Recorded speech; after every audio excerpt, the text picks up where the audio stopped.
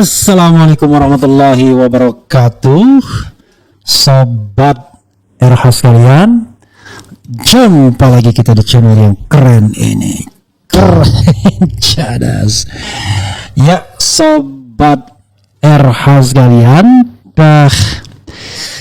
ini terkait dengan surat yang diberikan Karo Wasidik ya, yang mengatakan bahwa bukti-bukti yang disampaikan oleh Rismon CS itu bukti-bukti yang sifatnya sekunder, karena itu tidak bisa dijadikan barang bukti katanya. Masa begitu sih ya? Coba kita bacakan apa yang disampaikan oleh Karo Wasidik ya. Karo Wasidik jadi dia mengatakan begini ya, gini ya, nih poin 3 dari surat dari Karo Wasidik, poin 2 B, fakta yang dihadirkan oleh pendumas atau pelapor hanya berupa data sekunder dan tidak memiliki kekuatan pembuktian sehingga tidak bisa digunakan sebagai alat bukti. Luar biasa ya. Jangan lupa ya, yang namanya alat bukti itu bisa keterangan ahli, keterangan saksi, kemudian surat, kemudian petunjuk, keterangan terdakwa kalau sudah di pengadilan, dan kemudian dokumen atau informasi elektronik. Ini perkembangan terbaru. Ternyata pertanyaannya adalah, masa dianggap sekunder semua? Tidak ada yang primer gitu ya. Keterangan ahli masa sekunder, ya kan? Ya. Keterangan ahli itu kan dia apakah terstratifikasi ya? Misalnya pasal 184 KUHP itu ya, mengenai alat bukti itu ya. Jadi saudara sekalian, ayat 1 ya gitu. Tuh. Jadi pasal 184 ayat 1 KUHP mengatur tentang alat bukti yang sah dalam proses peradilan pidana. Pasal ini menyebutkan bahwa alat bukti yang sah adalah keterangan saksi, ya kan? Keterangan ahli, surat, petunjuk, dan keterangan terdakwa. Masa nggak ada?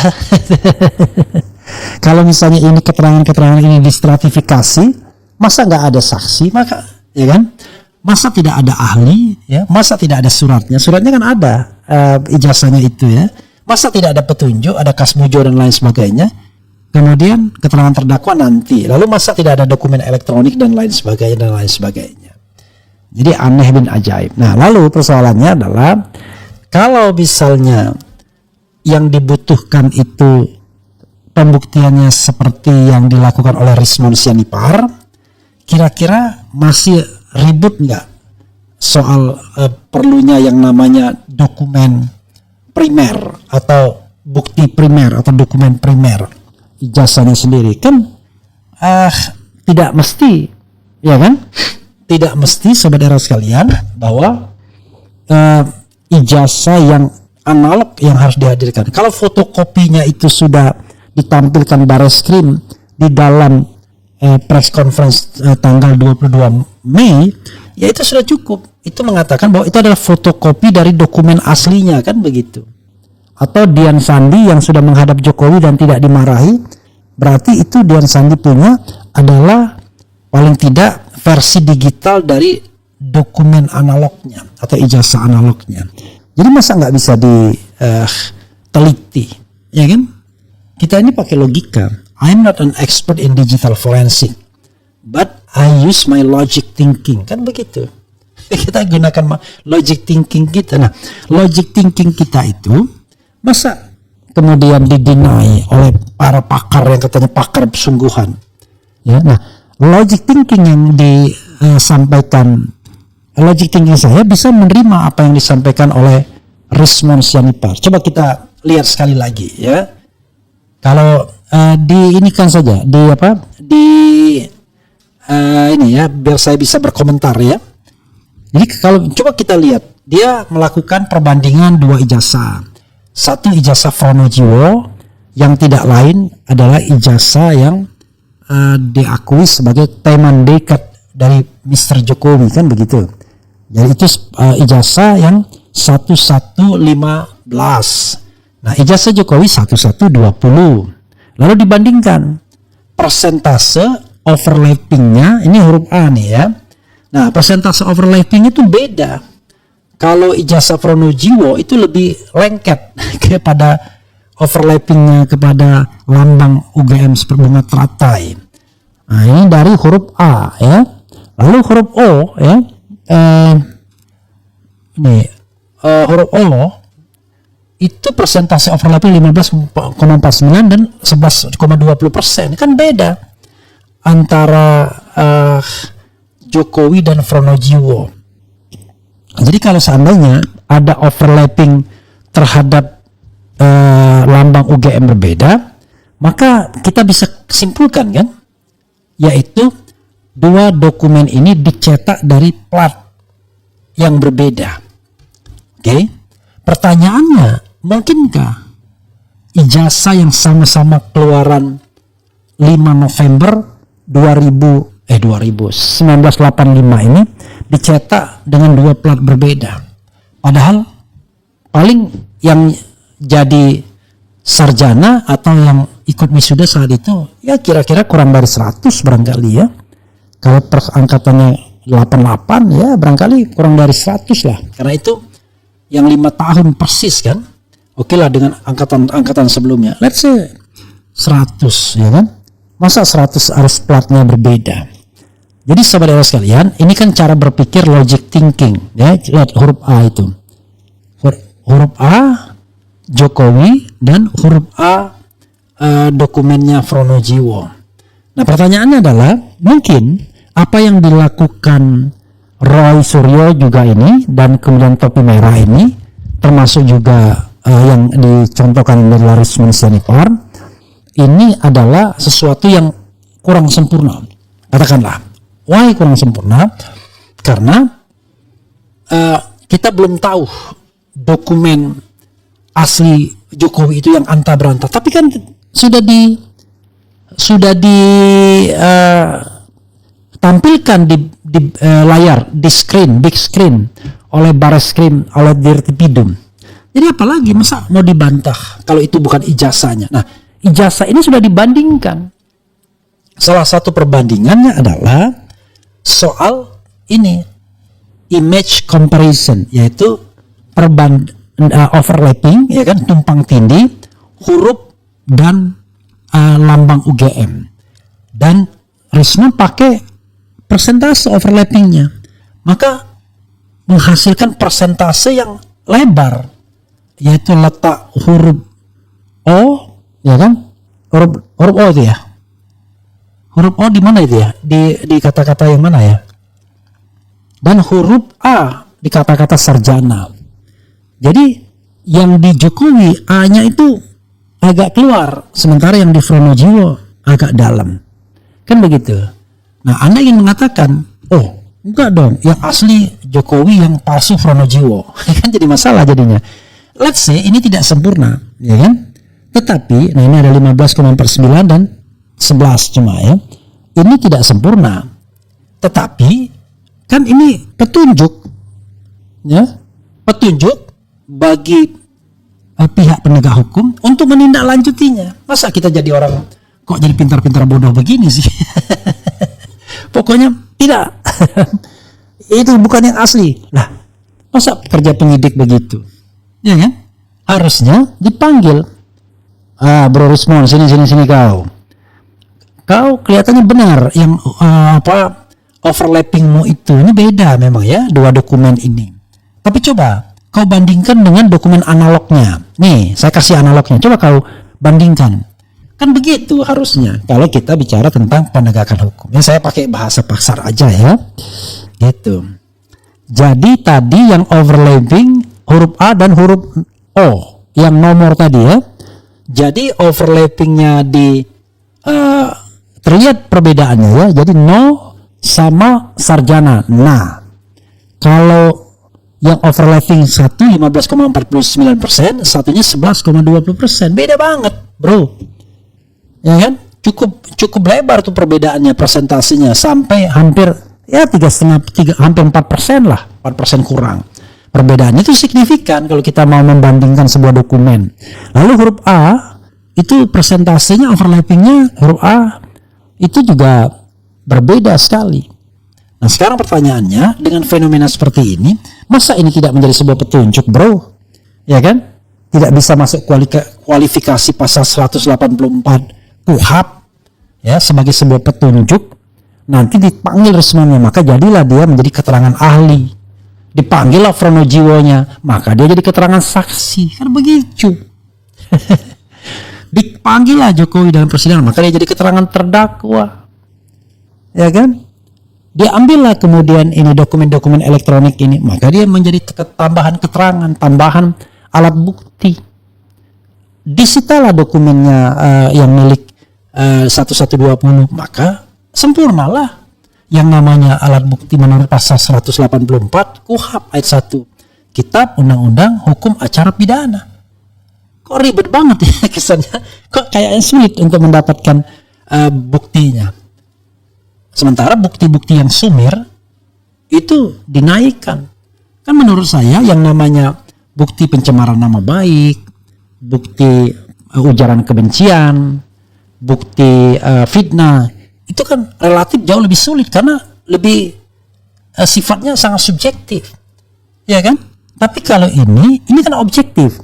Semua orang, everybody can see. Tapi kalau soalnya, wah kamu sudah mencemarkan nama baik saya, kamu sudah memfitnah, itu relatif. Tapi it's okay.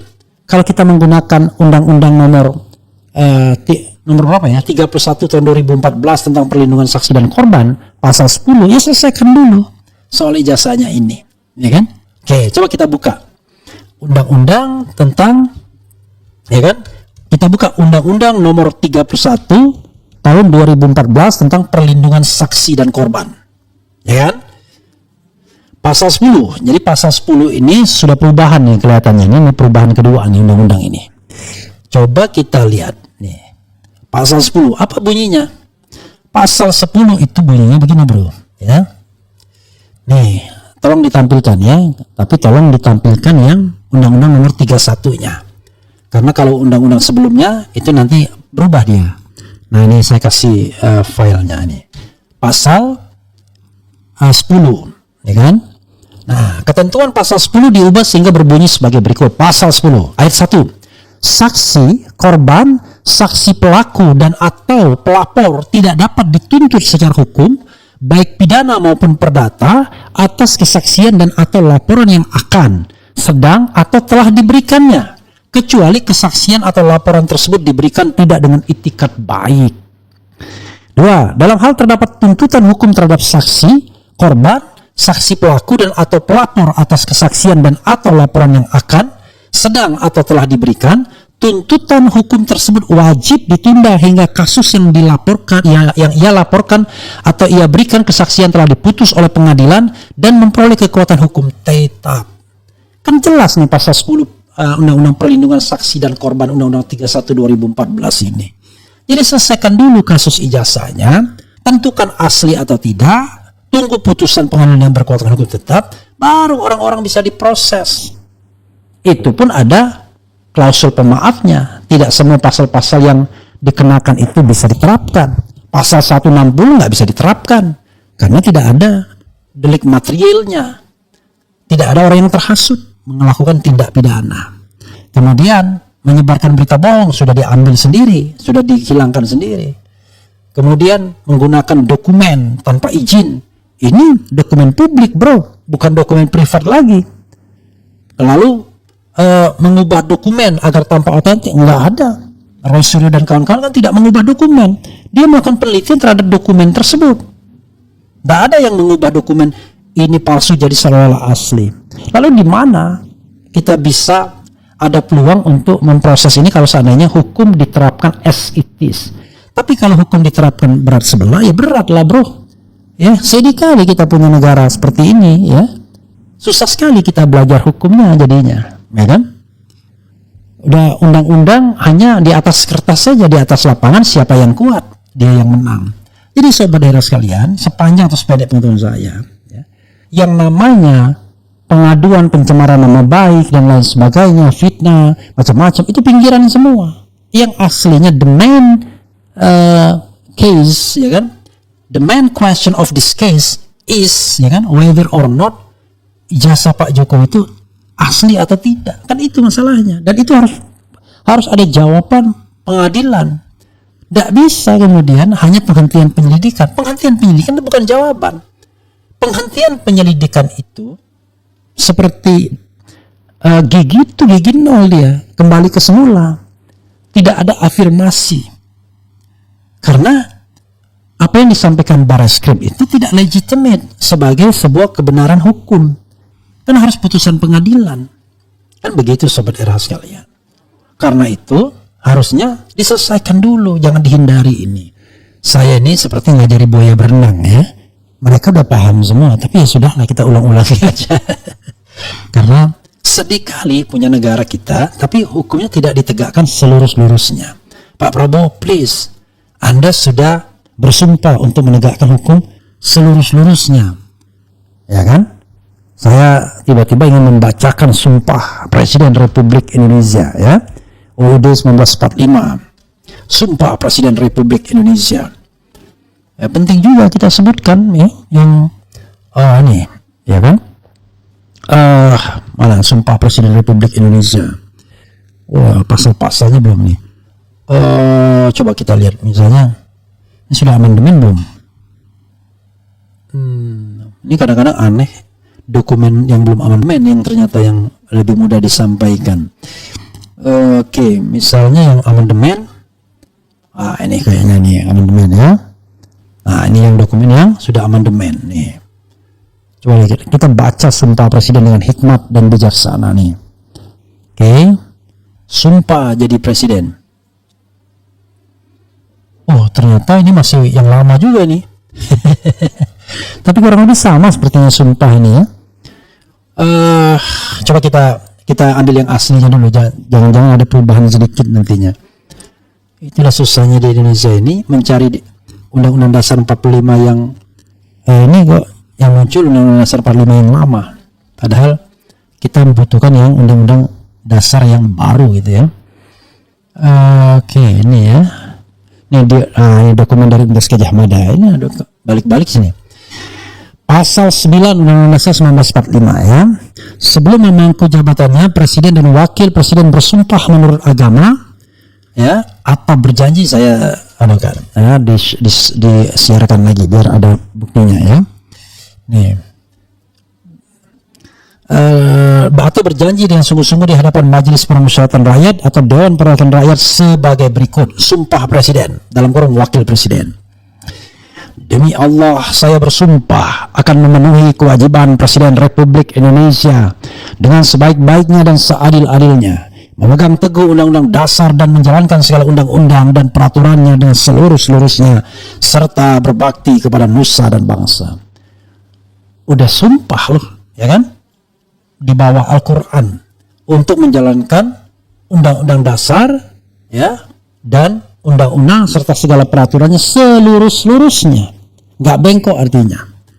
Nah, sekarang dalam kasus yang konkret diduga, ya, ada beberapa penyimpangan bahkan pelanggaran hukum yang dilakukan oleh penegak hukum. Mereka menyimpangi apa? Paling tidak yang cakto welo-welo itu adalah undang-undang tentang keterbukaan informasi publik. Ya, undang-undang keterbukaan informasi publik itu undang-undang nomor 14 tahun 2008. Dan itu pasal 17 ayat 2. Ya, yang berikutnya adalah undang-undang nomor 31 2014, undang-undang tentang perubahan undang-undang perlindungan saksi dan korban, pasal 10. Itu kan jelas, itu ceto welo-welo ada yang namanya apa istilahnya? Pelanggaran undang-undang. Jadi undang-undang KIP, keterbukaan informasi publik, pas undang-undang nomor 14 tahun 2008, pasal 17 ayat 2, ya. Jadi saudara sekalian, dan kemudian undang-undang tentang perlindungan saksi dan korban yang 31 2014-nya pasal 10. Kan begitu kalau kita mau menegakkan hukum. Kalau kita cuma mau sekedar kuat-kuatan, backing-backingan, ya beginilah tragedi negara hukum kita. Begitu ya sahabat dan sekalian. Coba kita bacakan ya.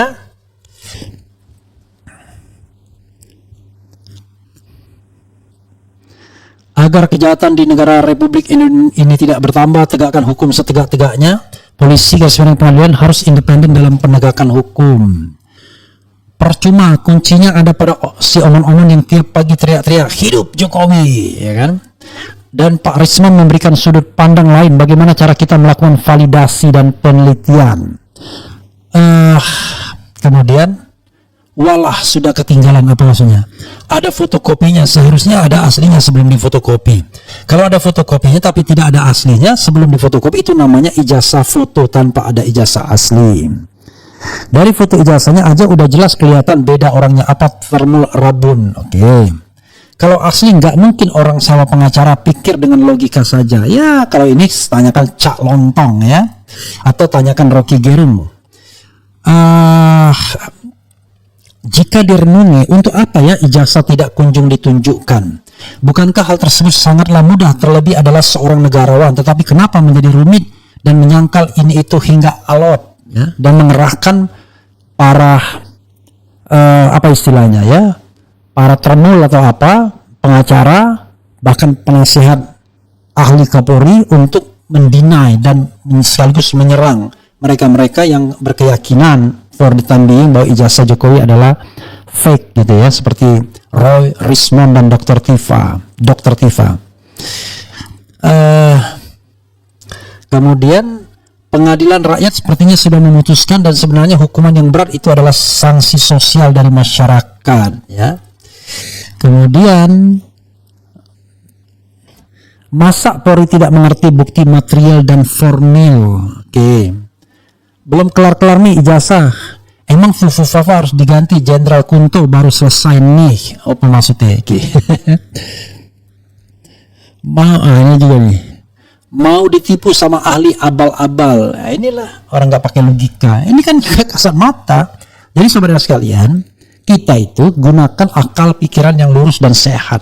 Bisa dilihat dengan mata kok bedanya. Ngapain pakai macam-macam ya kan? Kalau Anda dikasih 2 ijazah, walaupun itu fotokopinya, kan Anda bisa bandingkan tuh. Walaupun itu fotonya, berbeda enggak? Nah, ini kan ada perbedaan yang tidak perlu pakai kaca pembesar atau pakai teknologi yang canggih-canggih amat. Yaitu kita membandingkan overlapping huruf dengan lambang UGM. Itu kan ceto welo-welo kan? Tidak perlu kita pakai yang aneh-aneh ya. Begitu sobat RH sekalian ya. Ya, kita hanya bisa menyampaikan hal yang begini. Mungkin saya salah, tetapi so far salahnya di mana? Coba tunjukkan. Wah, dia menggunakan dokumen sekunder. Waduh, kacau. Formalitas banget, ya kan? Padahal ada dokumen yang tidak sekunder dong. Apalagi? Ya, I don't know exactly ya. Tetapi ini menurut saya makin ada pembelaan, upaya untuk menutup-nutupi soal seperti ini dari penyelesaian, maka akan makin kelihatan kita jadi bodoh semua akhirnya ya. Begitu sobat era sekalian. Ini sebagai bonus saya ingin kasih video, entah video dari mana ini. Yakin tuh yayasan yang memenangkan gugatan di KIP, Komisi Informasi Publik, mengenai data pemilu. Walaupun sudah dimenangkan, ketika datang ke KPU diam aja KPU-nya, gak ada data KPU, data pemilunya. Maka orang yakin ini marah-marah. Coba kita lihat, dan mudah-mudahan ini memberikan pembelajaran pada kita betapa amburadulnya negeri ini dalam hal administrasi, atau sebaliknya, sesungguhnya data itu ada tapi disimpan agar kemudian apa yang disimpan itu tidak diketahui publik, termasuk oleh orang-orang semacam Roy Suryo dan kawan-kawan. Ya, silakan diputar sobat sekalian.